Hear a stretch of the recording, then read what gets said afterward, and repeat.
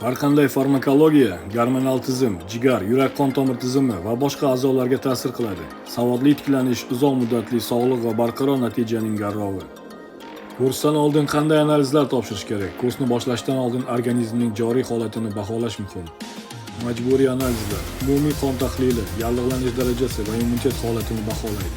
Qon biokimiyasi, jigar, buyraklar, yurak, ishqoriy fosfataza, kreatinin mochilini, umumiy oqsil, lipid profili, umumiy xolesterin, yaxshi xolesterin, yomon xolesterin, triglitseridlar, gormonlar, umumiy va erkin testosteron, estradiol, prolaktin, progesteron, FSG, LG, halqonsimon bez, TTG, T3, T4, qo'shimcha tavsiyalar, gomeostaz, dedimer, fibrinogen, insulin, glyukoza, homa indeks, uglevodlar metabolizmini aniqlaydi.